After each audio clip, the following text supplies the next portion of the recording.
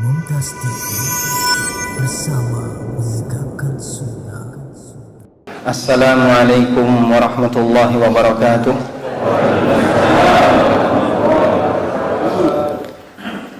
Alhamdulillahi rabbil alamin. Wassalatu wassalamu ala ashrafil mursalin Nabiyyina wa maulana Muhammadin wa ala alihi wa sahbihi ajma'in. Wa ashhadu an la ilaha illallah wahdahu la syarikalah wa ashhadu anna Muhammadan abduhu wa rasuluh salawatu rabbi wa salamu alaihi wa ala alihi wa ashabihi wa man sara ala nahjihi wa stanna bi sunnatihi ila yaumiddin.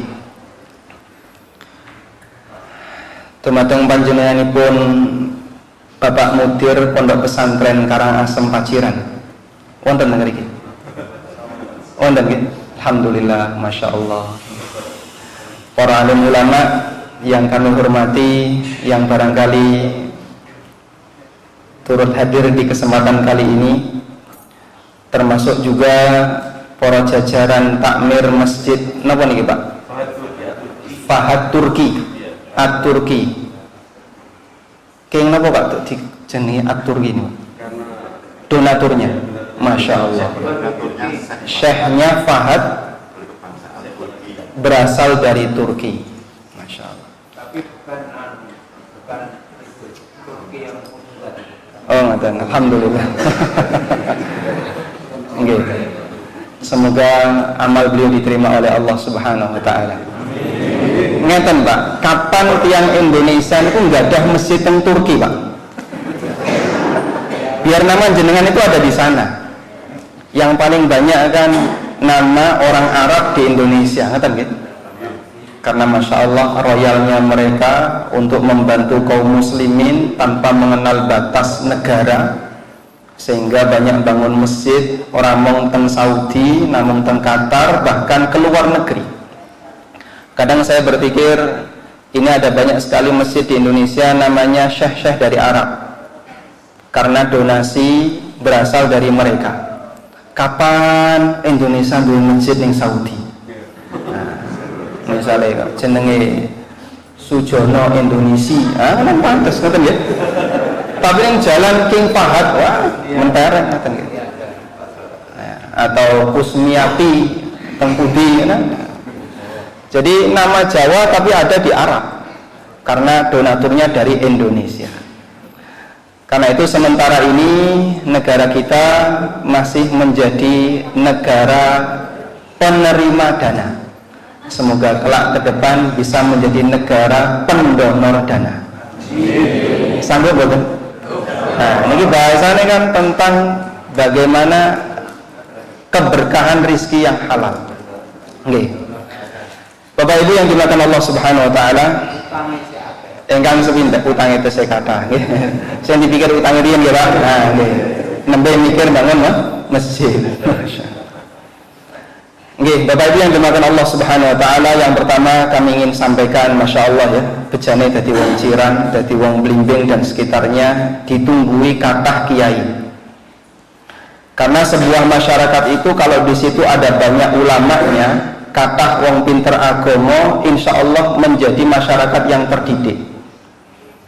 Maka jari Imam Hasan Al-Basri, piyambake ulama zaman tabi'in, laulal ulama'u lakanan nasu kal bahaim. Kalau bukan karena ulama, menungso niku kados dene kewan, Pak. Sehingga dia nggak ngerti aturan, tidak tahu bagaimana cara yang benar ketika bermuamalah, sing jenenge dodolan sing bener niku pripun, ketika berinteraksi dengan tetangga bagaimana. Kalau bukan karena bimbingan ulama, menungso niku kados dene caplok-caplokan, kados dene kewan. Maka jasa besar para ulama Masya Allah nggih, bangun pondok pesantren, mengkader santri dengan sangat sabar sampai menjadi calon-calon dai, menyebarkan Al-Quran dan Sunnah, kemudian menyampaikan kajian satu demi satu. Nggih nyuwun pangapunten kula nek kon ngisi teng Karangasem niku rada isin. Kados dene nguyai segara. Pangapunten nggih Pak. Niki kekendelen kula niki. Jane nggih rawani tapi gandeng niki perintahi guru mboten saged nolak. Pripun Pak? Nggih niki nembe latihan. Mangkene nek kathah salahe nyuwun pangapunten jenengan kritik mawon kula diparingi masukan nggih, terutama para guru yang ada di sini. Jadi Bapak Ibu yang dimakan Allah Subhanahu wa taala, kita belajar dalam rangka untuk ngalap berkah ilmu dari narasumber. Nek kula boten niki sami-sami belajar. Jenengan ngaji tenggene Pak Kiai Anwar, napa tenggene Pak Kiai Mubarak, napa tenggene Pak Kiai Fatih atau Pak Kiai yang lain yang ada di Paciran dan sekitarnya, itu adalah sebagai bentuk ngalap berkah kepada kiai.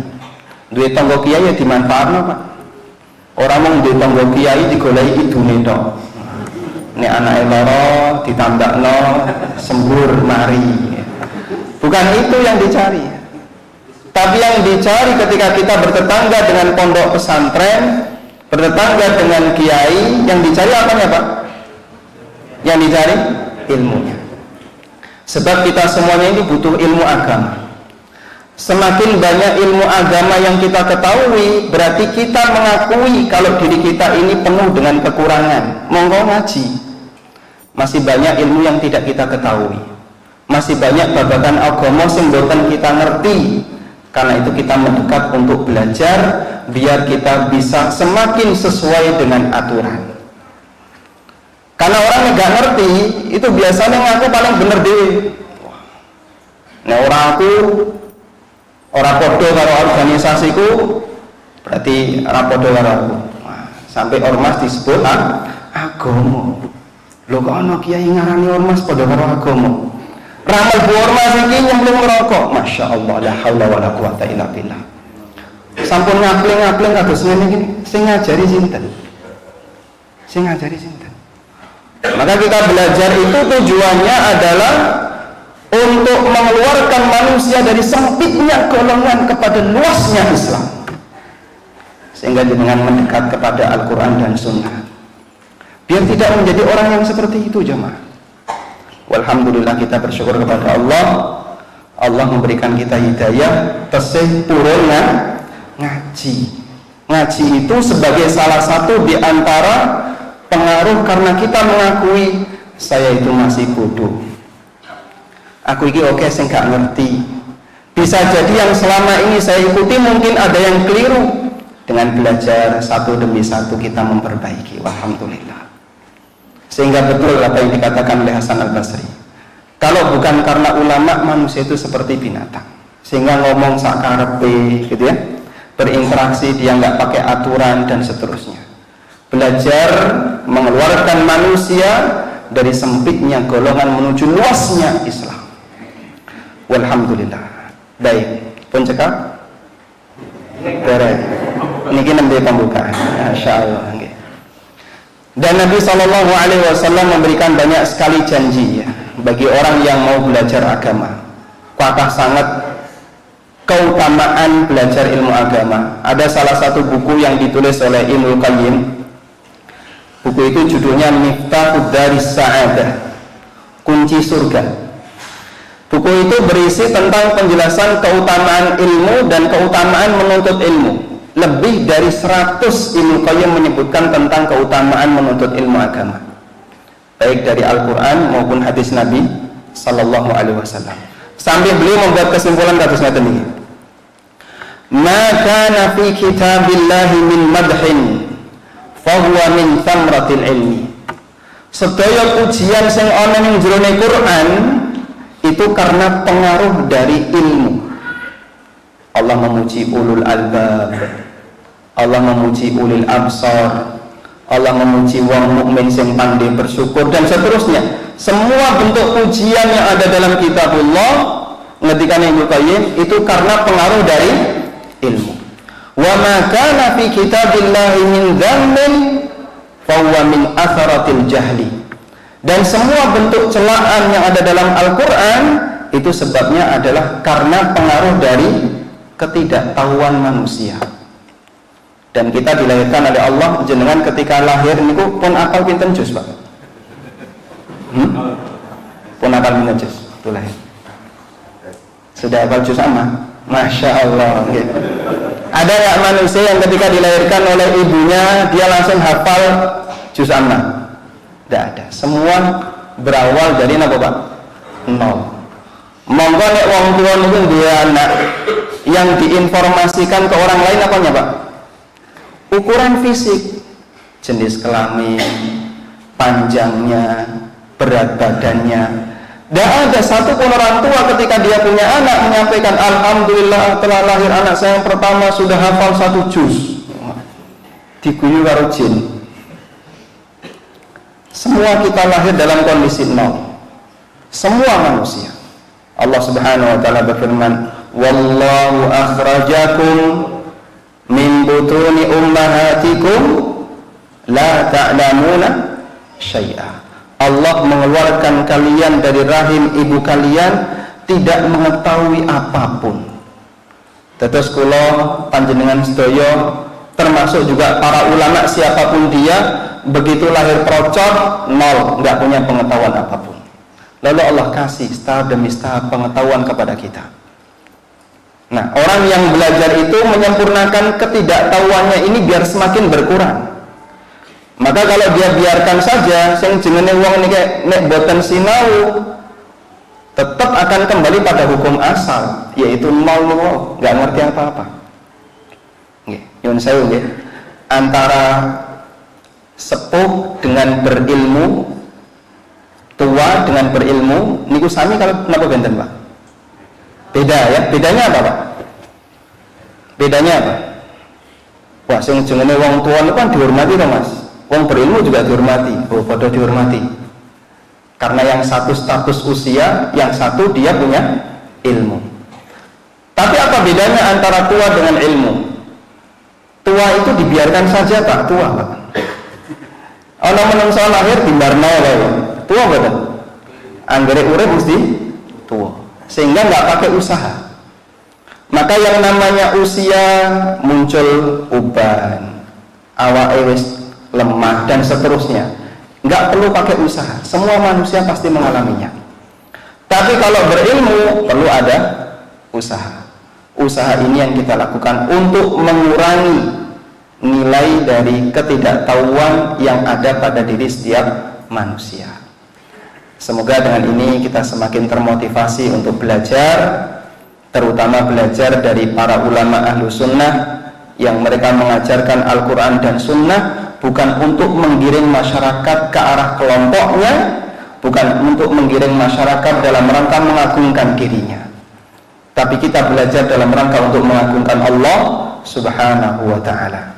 Nabi Muhammad SAW diutus oleh Allah untuk mengagungkan Allah Subhanahu wa ta'ala, bukan untuk mengagungkan manusia.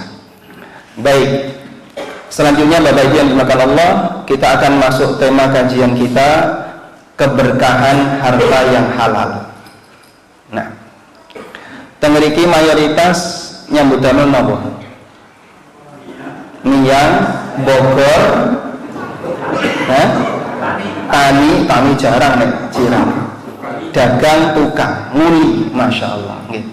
Itu semuanya sebenarnya termasuk di antara sumber pendapatan yang pernah dipuji oleh Nabi SAW. Ada sebuah hadis yang diriwayatkan oleh Imam Ahmad dari sahabat Rafi' bin Khadij radhiyallahu anhu.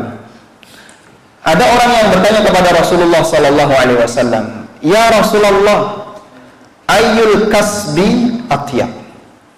Ya Rasulullah, sumber pendapatan apa yang paling thayyib? Thayyib ini apa, Pak? Ya? Baik ya. Bang thayyib berarti cah bagus. Nah.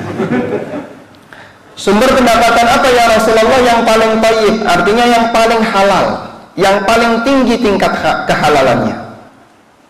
Kemudian Nabi SAW menjelaskan dua hal.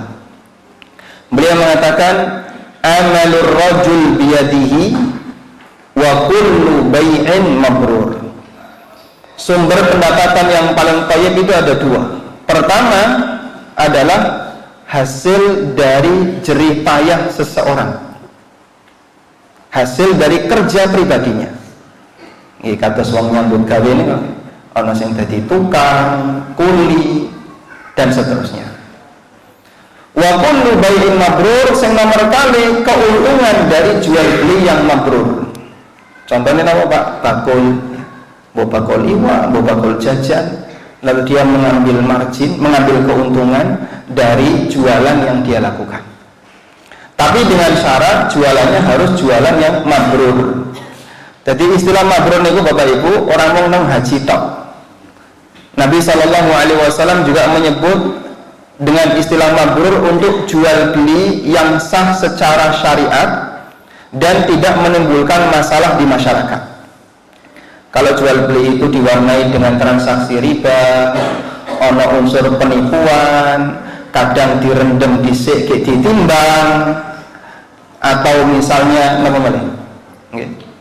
kadang dicampuri karo es batu dan seterusnya, maka seperti ini tidak bisa disebut sebagai jual beli yang mabrur. Pernah satu ketika Rasulullah SAW itu datang ke pasar, lalu beliau melihat ada orang yang menjual gandum. Zaman dhisik Bapak mboten enten timbangan. Dadi wong niku nek dodolan panganan beras, tapi beras tidak ada ya di zaman Nabi SAW. Ontene gandum atau kismis, zabib, itu pakai gundukan. Sak gunduk ngoten nggih, pakai gundukan. Lalu suatu ketika Nabi SAW memasukkan tangan beliau ke dalam salah satu gundukan. Ternyata jenenge teles. Ditanya, "Ya fulan mahada?" "Wahai fulan, kenapa iki kok didol kaya ngene?" "Asabat husama ya Rasulullah." "Kena hujan ya Rasulullah." "Kena hujan. Kenapa enggak kau taruh di permukaan hatta yarahan nas, sehingga bisa dilihat oleh orang lain?" Kalau kayak gini kan pernah ngerti, jobone ketoke garing padahal jerone telas. Dodolan dedek, jerone diisani kawul. Atau dodolan apa meneh, Masya Allah. Makanya ada sebagian orang ya, beliau salah satu ustadz di Indonesia. Pastikan Bapak Ibu, beliau dari Jakarta ya. Pastikan Bapak Ibu, kalau panjenengan itu boten sinau babakan fikih muamalah, nipu deh itu pasti kalau transaksi. Pasti transaksi itu pakai penipuan. Karena orang kalau dia nggak ngerti tentang batasan halal haram, ya ditabrak kabeh. Karena dia nggak ngerti. Makanya alon-alon dengan belajar seperti ini, salah satunya adalah memperbaiki setiap akad yang ada di lingkungan kita. Baik, Pak, kalau kita bertransaksi yang haram itu ancamannya apa sih? Apakah masyarakatnya juga terganggu? Baik, wonten setunggalipun hadis ya, yang barangkali ini bisa menjadi acuan. Pangapunten ya, ketika tahun 2015 saya menerbitkan sebuah buku, judulnya Ada Apa Dengan Riba. Buku menika alhamdulillah terbit 15.000 eksemplar dan ya beredar di banyak tempat ya. Ya, termasuk ya pernah dikirim ke Papua ya. Wongnya ya melu ditekono ya. Bahkan pernah sampai waktu saya umroh, ada salah satu TKI yang ada di Jeddah minta bedah buku Ada Apa Dengan Riba. Jadi umroh kalau ngisi pengajian teng Jeddah Pak, gini nembes pindah niku. Kemudian saya kadang berpikir begini, apa wong ciran harus mbok kandhani? Kowe kan teko ciran. Nah, praktek ning ciran wis kaya niki apa wis bener? Memang kadang saya melihat di Paciran ada 1-2 pelanggaran terkait masalah riba. Cuman wong ciran nggak ngundang kula nggih. Nggih nyuwun pangapunten nembe sepindah niki saestu nggih. Ngaji teng Ciran teng masjid Karangasem. Nggih nate ngaji tapi teng musala, teng Langgar. Nggih. Nah, saniki contohnya gimana, Pak? Kalau praktek yang nggak benar di lingkungan kita. Yang pernah saya lihat ya, Rasulullah SAW pernah bersabda, la yahillu salafun wa bai'. Hadis riwayat Abu Dawud, Ahmad, Nasai dan yang lainnya. Tidak halal jual beli digabung karo utang. La yahillu salafun wa bai'. Tidak halal jual beli digabung karo utang. Artosipun pripun? Imam Ahmad pernah ditanya dari Abu Mansur, apa yang dimaksud dengan tidak halal jual beli digabung karo utang? Kemudian beliau mengatakan, ada orang yang utang tapi disyaratkan pakai jual beli. Nek orang didol nengko ora diutangi. Nah, kula terus nemu, oh, berarti ngeten iki nggih kadose nggih wonten, nggih. Kadose nggih. Wonten dawe, setan ora mese. Jarang. Ceritanya belum rampung nih ceritanya. Saya jarang mese. Tenang mawon. Nggih. Mangke kula medal saya masjid aman, Bang. Aman nggih. Nggih nek dikruyuk gitu. Ada barisannya. Terus wonten dawe nggih. Dawe niki maringi utang nelayan. Diutangi nelayan. Tak utangi. Dawe ini nyebutnya. Nggih. Syaratnya siji. Kowe nek oleh uang kudu didol nggon aku. Nek sing niki kan rujungan, urang dan aneka hasil laut yang bisa diekspor. Terus niku Pak nek mboten didol teng niku. Wah nek konangan diapana Pak?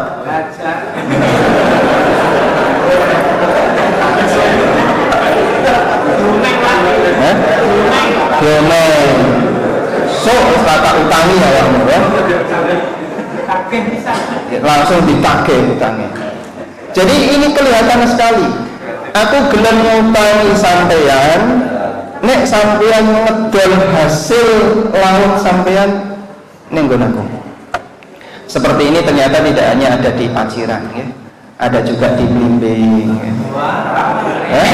Wetane Paciran. Bahkan termasuk juga di daerah pertanian. Nggon kidul-kidul ngoten nggih kathah, Pak. Diutangi nggonandur napa? Semongko, nggih. Atau Lombok. Tapi ada syaratnya. Gelem ngutangi asal engko nek panen kudu didol ning nggone sing ngutangi. Ini kan jadi syarat. Sama seperti menggabungkan antara utang dengan jual beli. Padahal Nabi SAW mengatakan la yahillu salafun wa bai. Tidak halal utang itu digabung karo jual beli. Wah Pak nembis pindah niki mireng hadis kados ngoten niku. Ya, barangkali ada sebagian di antara jamaah yang baru mendengar. Makanya kadang saya punya tanggung jawab. Semoga sekian tahun lagi nanti saya bisa menyampaikan itu di forum yang lebih umum. Gitu. Kalaupun tidak bisa menyampaikan secara langsung, gitu, pelan-pelan. Alhamdulillah ini dikasih kesempatan. Niki kula terus terang mungkin, pangapunten gitu. Mungkin dari masyarakat Paciran ada yang merasa aneh, wah, ki ngundang kiai kok malah isine mong malah keresahan di masyarakat. Nih. Kemudian juga kadang ada, kalau di tempat kita alhamdulillah tidak banyak ya. Alhamdulillah tidak banyak nganak duit. Ya. Ada orang yang ngutangi. Nah biasanya nih ibu-ibu ngutangi, tak kowe butuh apa toh? Tak utangi. Tapi 1 juta jadi 1,1 juta lho ya. Engko dicicil bendino sampai 10 dino 100 ping 11. Teng mriki mboten nonton. Teng mriki lho. Teng masjid. Teng masjid mboten ya. Nek teng Ciran nonton mboten? Nggih wonten tapi jarang alhamdulillah. Nggih mau kula ladang mireng si A, si B, si C ini pekerjaannya seperti itu. Ya memang saya tidak tahu transaksi yang mereka lakukan secara langsung, cuman informasinya seperti itu. Oh, ning Ciran masih ada yang kayak gini ya. Nek mendring pripun Pak? Mendring insya Allah boten napa-napa. Karena ini jual beli kredit. Dan Nabi SAW pernah jual beli kredit. Tapi nek jenengan diparingi duit, ya Ada orang yang punya uang ngasih koin utang biro 500, ki 500, kembali 500 saja. Utang biro 1 juta, ki 1 juta, kembali 1 juta 100. Jenengan diparingi duit, jadi nompo duit, bukan nompo barang. Kalau nompo duit, nompo barang, ini berarti akadnya kordun. Nah, akad kordun itu ngendikane sahabat Fudhalah bin Ubaid, kullu qardin jarra naf'an fawwar riba. Sedaya akad utang yang menghasilkan tambahan, mongko tambahan itu riba. Dan itu dosa besar jemaah. Kados napa to Pak dosane riba, Pak? Baik, saya bacakan firman Allah dalam Al-Qur'an. Allah berfirman di surat Al-Baqarah, ya ayyuhalladzina amanu taqullaha wa dharu ma baqiya minar riba in kuntum mu'minin. Wahai orang mukmin, bertakwalah kepada Allah dan tinggalkan sisa-sisa riba kalau kalian beriman. Fa in lam taf'alu, kalau kamu tidak mau meninggalkannya, fa'danu biharbin minallahi wa rasulih, umumkan untuk perang dengan Allah dan Rasulnya. Masya Allah. Sinten sing sanggup? Pak, masa Pak perang tengah akhirat? Ancamannya seperti itu. Dalam tafsir Ibnu Katsir, Ibnu Abbas radhiyallahu anhu mengatakan, menafsirkan ayat ini, yuqalu yaumal qiyamati li akhir riba. Saya nagilikane ning jero kiamat, orang yang mengumpulkan harta riba itu disampaikan kepadanya, khudh silahaka lil harbi, jupuan senjatamu, kita perang. Masya Allah. Padahal kan semua hamba itu ketika menghadap Allah Ta'ala yang paling dibutuhkan apa hadirin? Ketika manusia di padang mahsyar itu yang paling dibutuhkan apa Pak? Syafaat, pertolongan, ampunan dari Allah, kasih sayang Allah. Tapi ada sebagian di antara hamba Allah yang malah ditantang perang oleh Allah. Nah itu kira-kira dapat syafaatnya berapa persen peluangnya? Baik, makanya seperti ini kudu hati-hati, gitu. Kudu hati-hati. Yang pertama, semua akad utang piutang niku ampun ngantos wonten tambahan. Utang angsal boten? Angsal, asal dikembalikan dengan nilai yang sama. Kalau jenengan mau ngasih kelebihan silahkan, tapi atas kerelaan pribadi orang yang berutang, bukan permintaan dari yang memberi utang. Nek sing ngutangi njaluk riba. Tapi kalau yang membayar utang ngasih kelebihan, monggo. Ini kebaikan. Nabi SAW mengatakan, inna khiyarakum ahsanukum qada'an. Termasuk orang yang terbaik adalah orang yang kalau bayar utang niku sopan, dia ngasih kelebihan, ngasih yang terbaik. Sebagaimana Nabi SAW pernah melakukannya. Nggih. Nah seperti ini setahap demi setahap. Nah ibu-ibu wis sudah kerasan nih. Sudah rame berarti kerasan nih. Terus saya pengen ngasih betul.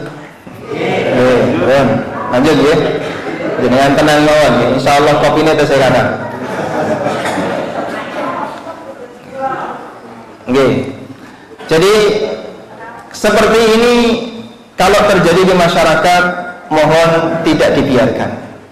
Maksudnya gimana Pak? Ya kita dakwai mereka setahap demi setahap, agar nanti kita bisa bersama-sama meninggalkan riba di lingkungan.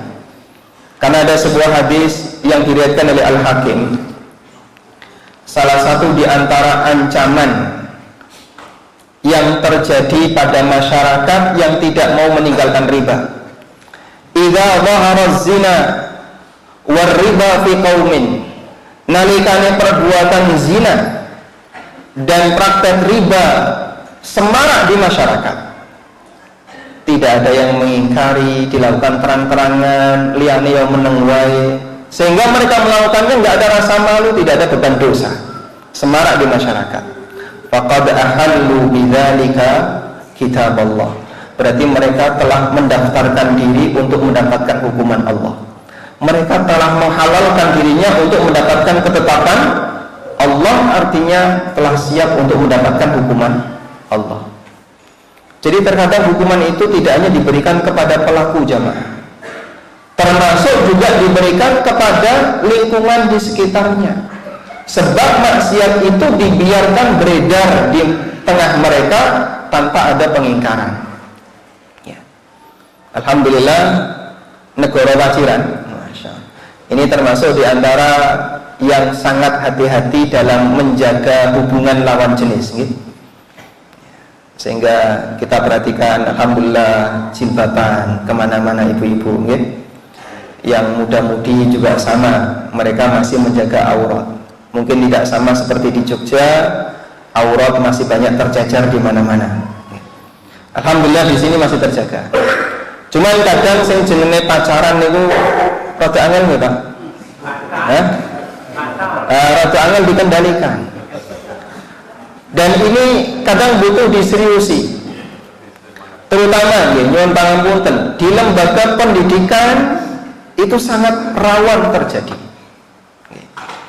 Namanya remaja, Pak, ya. Begitu dia sudah menginjak usia balik, pertama kali muncul syahwat, kenal lawan jenis, meskipun bisa jadi capondok, ya kadang kecolongan. Iki pacaran kalau iki. Cuman kan kadang Pak Kiai nggak bisa secara maksimal, masuk diawasi kabeh. Butuh banyak tim. Nah, kita perlu kerjasama. Kalau dalam sebuah masyarakat mereka bisa saling kerjasama, amar ma'ruf nahi mungkar, perintah sing apik, melarang yang buruk, dan itu terjaga dengan baik, berarti masyarakat ini fungsi sosialnya jalan.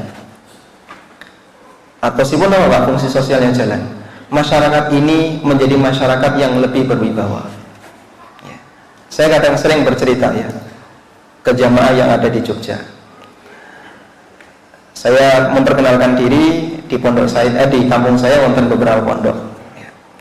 Kemudian saya menyampaikan, di kampung kami setahu saya ya, tidak ada ibu-ibu yang keluar nggak pakai udung, itu tidak ada. Dan itu terjaga tradisi itu dari dulu sampai sekarang. Wallahu a'lam. Belakangan ini saya tidak tahu. Dan itu jasa dari para ulamanya yang selalu menjaga kampung ini. Kalau ada sedikit penyimpangan langsung dikandani yang khutbah, biar semua orang tahu. Ya, misalnya jasanya Kiai Haji Abdurrahman, gitu. Selama beliau masih hidup, kampung ini menjadi berwibawa. Jadi maksiat mau masuk itu nggak berani. Maksiat mau masuk Pak, wedi Pak. Kenapa? Dijaga. Nah kalau seperti itu selalu kita tekankan bersama, mari kita menjaga bersama kampung ini. Ono wong ngutangi, diawasi. Kowe ngutangi piro? 1 juta. Jaluk piro? 1 juta. Alhamdulillah, top. Ngono nggih. Jadi saling mengingatkan. Kalau bisa seperti itu, Pak, kita menjaga agar kampung ini tetap terjaga keberkahannya. Karena ketika kampung itu bisa saling menjaga kebaikannya, berarti ini menjadi kampung yang bertakwa. Itulah makna dari firman Allah Ta'ala, walau anna ahlal qura amanu wattaqau lafatahna alaihim barakatim minas samai wal ardh. Ketika satu penduduk negeri mereka itu beriman dan bertakwa, saling menjaga antara satu dengan yang lain. Nah, karena ada yang menyimpang, dikasih tahu ini nggak benar, balik. Ketika ada yang bermaksiat, dikasih tahu ini nggak boleh loh ya, tinggalkan. Fungsi sosialnya jalan, masyarakat bisa saling nyengkuyung bersama-sama untuk mendekat kepada syariat. Allah kasih keberkahan. Allah kasih keberkahan. Dan kalau sebuah kampung itu dikasih keberkahan jamaah, gitu, hasil yang sedikit, tapi manfaatnya banyak. Tapi kalau nggak berkah, kita duit oke, tapi tidak mendapatkan banyak manfaat. Nah, salah satu di antara hukuman yang diberikan oleh Allah kepada orang yang bertransaksi riba, apa kata Allah? Yamhaqullahu riba wa yurbis sadaqat. Allah membinasakan riba dan menumbuh kembangkan sedekah. Ibnu Katsir rahimahullah memberikan penjelasan tentang yamhaqullahu riba. Allah membinasakan riba. Kata beliau ada 2 kemungkinan makna. Yang pertama, bi ayyudhibahu bil kulliyah min yadi sahibihi. harta riba itu dicabut oleh Allah dari pemiliknya 100%, sehingga dia tidak bisa memanfaatkannya sama sekali. Sugih tapi oke dunia sing haram. Kira-kira mudah nggak Pak bagi Allah membuat harta ini hilang dalam sekejap? Gampang bagi Allah. Kebakaran ludes entek wes. Karek utang itu. Makna yang kedua, Allah Subhanahu wa taala tidak memberikan keberkahan bagi hartanya, fala yantafi'u bihi, sehingga dia tidak bisa memanfaatkannya. Sepertinya harta itu ada, tapi dia nggak bisa mengambil manfaat darinya. Napa wonten Pak sing ngados-ngados niku? Kathah. Nyuwun sewu nggih. Wong sugih sing radian daging wonten mboten Pak? Hah? Ada nggak Pak? Wong sugih kok radian daging? Ya, darah tinggi. Nggih. Wong sugih radian iwak wonten mboten Pak? Wonten. Ada orang yang dia hartanya banyak melimpah, tapi pada dirinya penuh dengan pantangan. Mangan iki darah tinggi, kolesterol, iki apa meneh? Diabetes, iki asam urat, terus iki apa meneh? Ya. Aneka pantangan. Duitmu akeh, tapi tidak bisa kau manfaatkan. Sadar nggak seperti ini, Pak? Kadang orang nggak ngerti. Yang penting dikumpulno, sampai ngumpulno ra iso gunakno. Ya. Arep dijak mlaku-mlaku yang ndak ngeluh. Duit oke, tiga orang misalnya, duit akeh tiga. Ayo melaku jalan-jalan kemana? Neng Malang, apa neng Prigen, dah ngeluh nih, numpak motor. Duitmu akeh tapi ra iso. Itu contoh bagaimana cara Allah mencabut pada diri seorang hamba kemampuan dia untuk bisa menikmati harta yang dia punya, sehingga dia memiliki tapi tidak bisa menikmati. Kathah ngoten niku Pak. Wonten setunggalipun cerita nggih. Saya mendengar cerita ini, katanya kejadiannya ada di Mojokerto.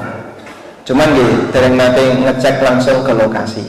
Cuman cerita ini saya dapatkan dari teman yang tinggal di Bojonegoro.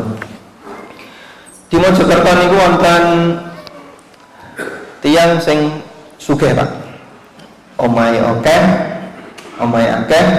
montore akeh, vilae nggih ada. Duwe ada villa, duwe omah, duwe motor. Kathah. Tapi piyambake niku boten purun nganggo klambi. Dadi nek dikai klambi, dikai kaos copot. Mong katokan tok kluyuran. Masyaallah. Mong katokan tok kluyuran. Kalau dengan omahku sakmene, motorku sakmene, aku duwe villa ning kene. Jadi pamer donya. Tapi ra gelem nggo klambi.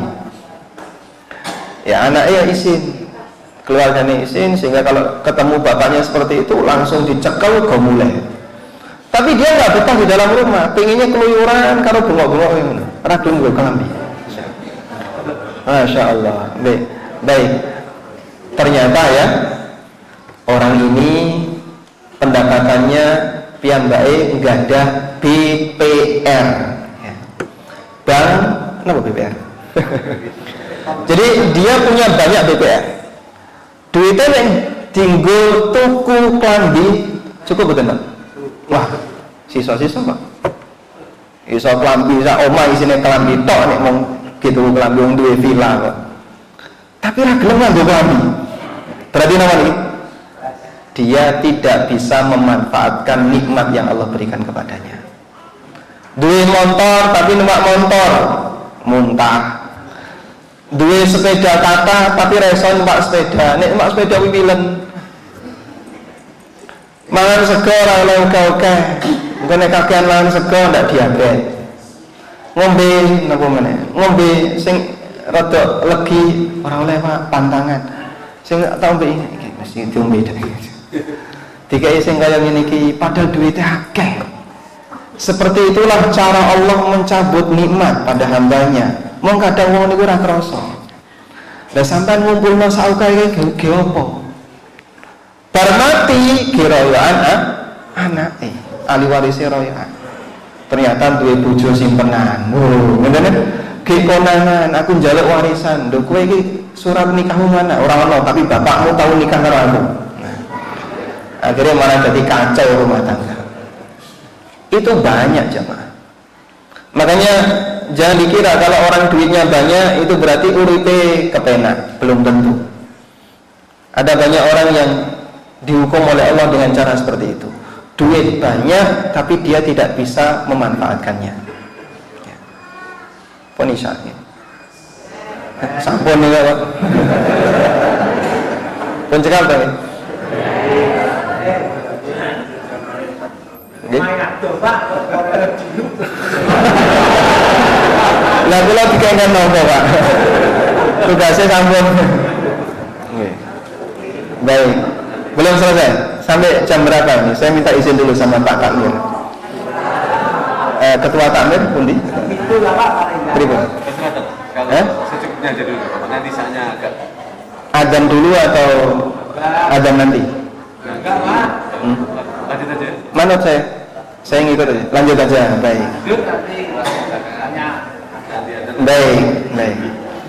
Baik. Nanti tidak jenengan lesu loh Pak, udah lesu loh. Ngamuk. Oh udah. Alhamdulillah. Baik, saya lanjutkan dulu ya. Baik. Jadi itu salah satu di antara contoh ada orang yang duitnya banyak, hartanya banyak, tapi dia nggak bisa memanfaatkan. Bapak Ibu, saya mau tanya, gitu. Jenengan ini kan nggak ada griya, nggak ada klambi nggih kata, nggak ada perabotan nggih kata, ngaten nggih. Sekarang dari semua harta yang kita miliki itu, hakikat yang menjadi rezeki kita itu yang mana, Pak? Sebenarnya yang menjadi rezeki kita itu yang mana? Yang kita makan. Yang kita makan, yang kita pakai, yang kita sedekahkan. Tepat sekali. Nabi SAW pernah menjelaskan itu. Dalam hadis riwayat Muslim dari sahabat Abdullah bin Sikhir radhiyallahu anhu, Nabi SAW pernah membaca firman Allah, Alhaakumut takatsur hatta zurtumul maqabir. Piyambake berhenti sampai di situ, lalu beliau mengatakan, yaqulun nas mali menungso niku senengane ngumpulno iki donyaku, iki duitku, iki omahku, iki motorku. Nah, itulah menungso. Iki kapalku, iki perahuku. Jadi dia dalam bayangan hidupnya bagaimana caranya bisa mengumpulkan harta sebanyak-banyaknya. Lalu Nabi SAW mengatakan, wa hal laka min malika ya ibna Adam illa ma akalta fa afnaita wa ma labista fa ablaita wa ma tasaddaqta fa amdaita. Hakikat dari hartamu itu wahai manusia hanya ada 3 kemungkinan. Hakikat dari rezeki kita itu hanya ada 3 kemungkinan. Sempok mangan sampai entek, sempok gul sampai rusak, dan yang kamu sedekahkan sehingga abadi di hari kiamat. Sementara apa yang kamu kumpulkan belum tentu jadi jatah rizki. Iso mengumpuk notok tapi rasa nganggu dudu rizkimu. Dan banyak orang yang seperti itu. Yang saya nggih, ibu-ibu nggak ada kelambi pinten.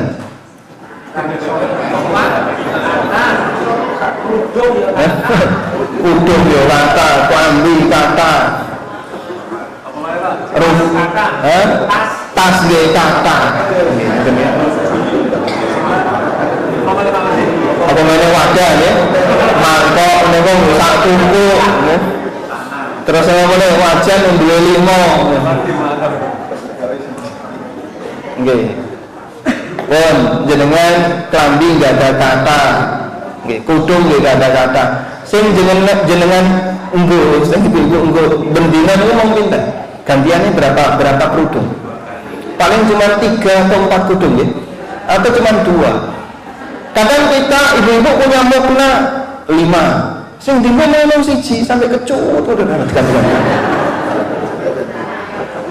Subhanallah.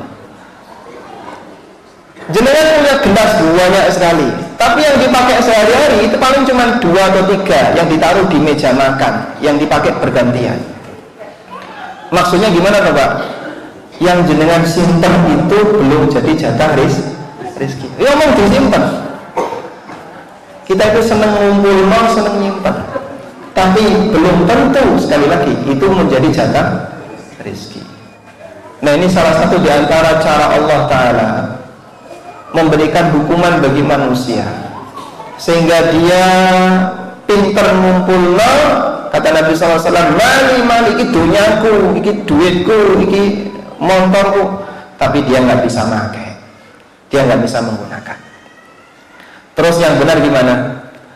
Kalau mau niru Nabi SAW memang nggak mungkin, nggak ada manusia yang seperti beliau, karena beliau manusia paling sempurna. Nabi SAW niku nalikane piyambake nggak ada harta, punya dunia dikasih oleh Allah dengan berbagai macam jalur, itu cuma diambil sebagian, sisanya disedekahkan.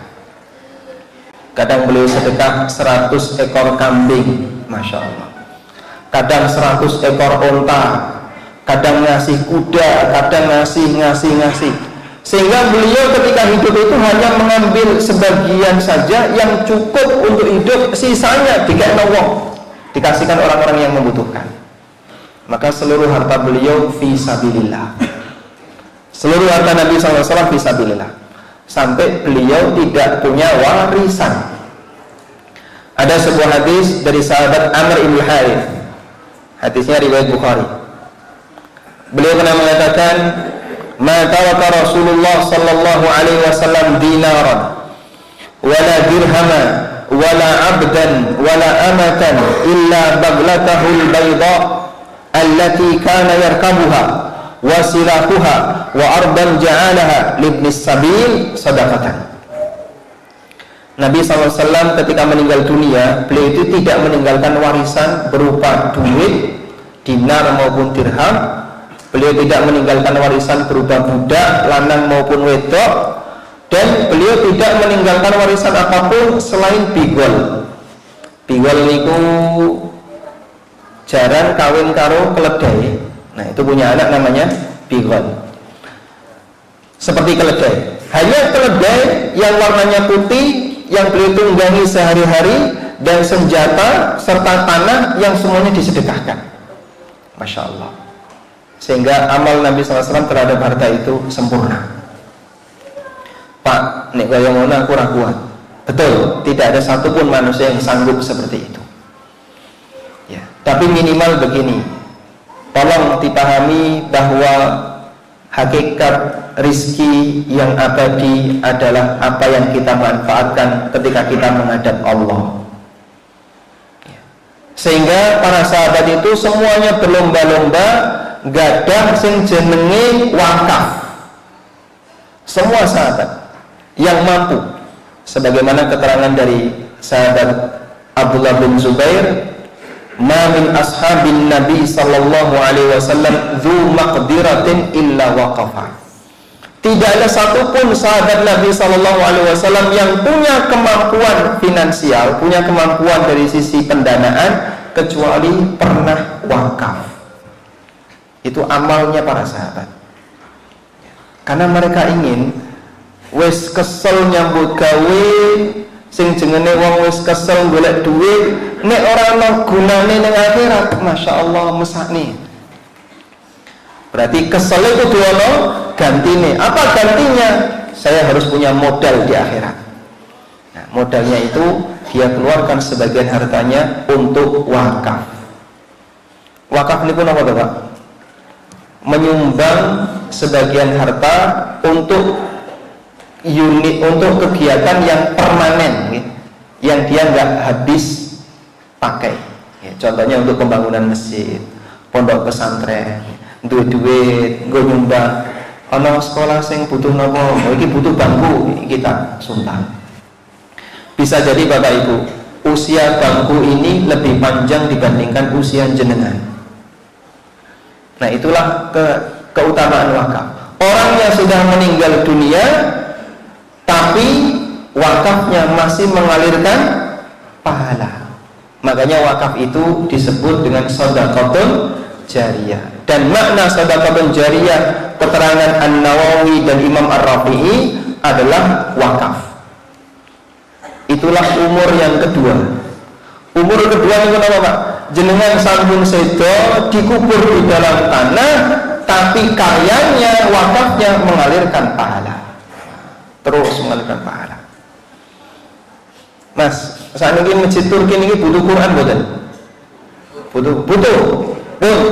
Kula wakaf Quran. Nah, ngoten.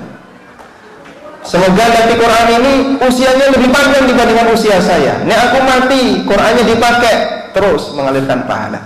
Itulah umur yang kedua. Jenengan pun boten saged beramal, tapi dia tetap mengalirkan pahala. Ya. Makanya tidak ada yang mendapatkan keutamaan besar ini yang paling banyak selain para guru agama yang mereka mengajarkan ilmu yang bermanfaat. Ya. Karena masya Allah, piyambake dengan mengajarkan ilmu itu ilmu turun temurun terus. Nah kita yang barangkali kurang berilmu kan tidak bisa yang kayak gitu. Ya kalaupun tidak bisa, berarti kesempatan saya yang pertama shadaqatun jariyah. Idza matal insan inqata'a amaluhu illa min thalath. Nalikane manungsa niku mati sedaya amal putus kecuali 3 amal. Sedekah jariyah, ilmu sing manfaat, anak saleh yang mendoakan. Semoga kita punya salah satu atau syukur 2 atau bahkan ketiga-tiganya. Wallahu ta'ala alam. Pengatakan yang bisa kita sampaikan, nyuwun pangapunten barangkali ada banyak yang salah. Nanti kalau ada kritik dan saran untuk saya disampaikan saja langsung atau bisa melalui panitia. Betul nggih? Pun cekap? Iya, saya. Nggih. Baik. Demikian wassallallahu ala nabiyyina Muhammadin wa ala alihi wa sahbihi wa sallam wa akhiru da'wana alhamdulillahi rabbil alamin. Wassalamu alaikum warahmatullahi wabarakatuh.